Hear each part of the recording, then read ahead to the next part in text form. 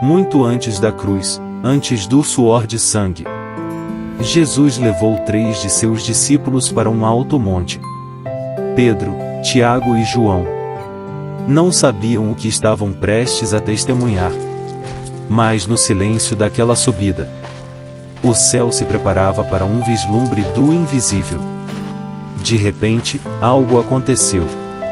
Jesus foi transfigurado diante deles. Seu rosto brilhou como o sol.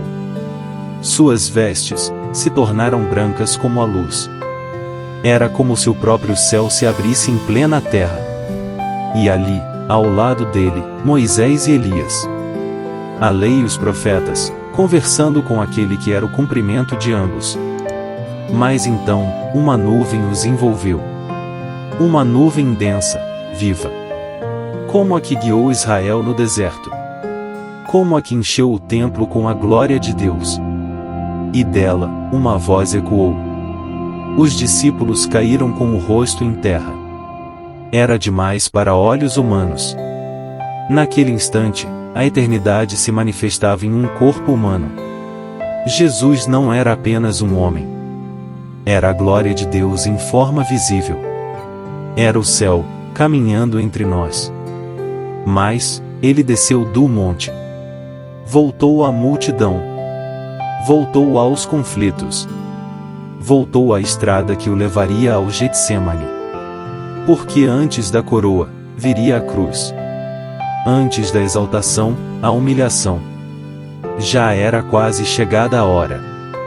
Na penumbra de um cenáculo silencioso, Jesus se sentou com os 12. Ali, o tempo parecia suspenso. Ele sabia que aquela seria a última ceia antes da entrega. Sabia da traição. Sabia da negação. E mesmo assim, serviu.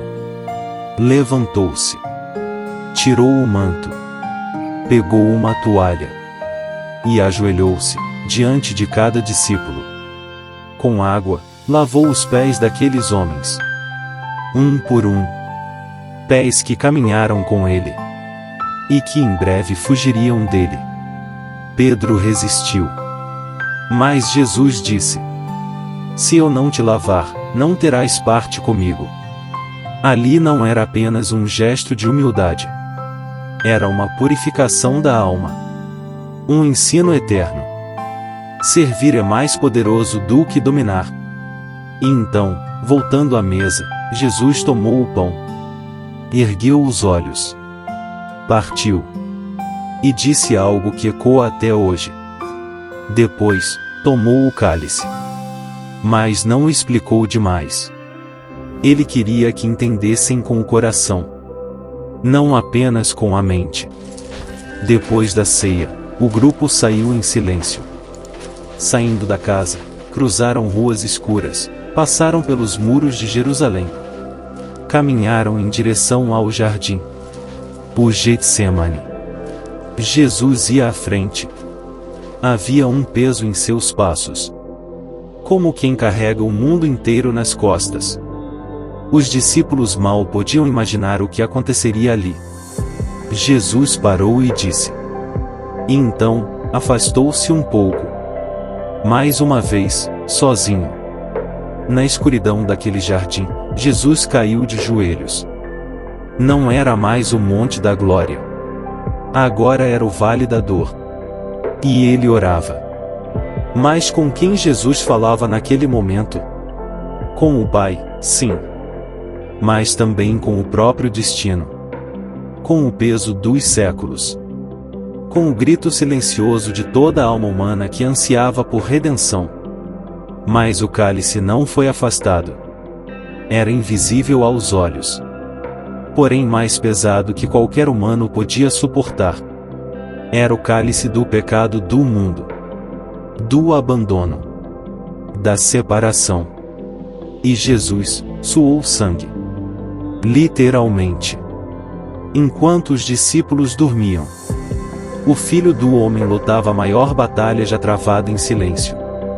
Ali, no chão do Getsemane, a vitória começou a ser conquistada.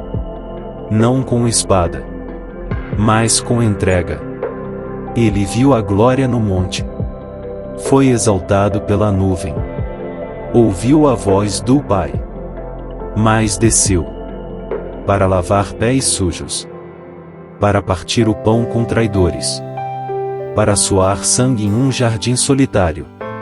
A transfiguração foi um lembrete do que ele sempre foi. Glória eterna. O Getsemane foi a lembrança do que ele escolheu ser. Sacrifício vivo. E nós? Hoje, quando partimos o pão, quando dobramos os joelhos, quando servimos ao próximo, nos unimos a esse caminho. Um caminho que passa pela cruz, mas termina na glória. Porque aquele que se ajoelhou para lavar, também se levantou para vencer. E ele voltará. Não mais com toalha e bacia, mas com poder e glória. E toda língua confessará: Ele é o Filho amado. Ele é o Senhor. Talvez hoje, você esteja no Getsemane da sua vida. Talvez esteja orando em silêncio, tentando suportar um peso que ninguém vê. Talvez, como os discípulos, você tenha visto momentos de luz, mas agora tudo parece escuro. Aquele que brilhou no monte. Aquele que lavou os pés sujos da humanidade. Aquele que suou sangue pela dor que você sente hoje. Ele continua sendo glória. Mesmo quando você chora. Mesmo quando tudo parece injusto.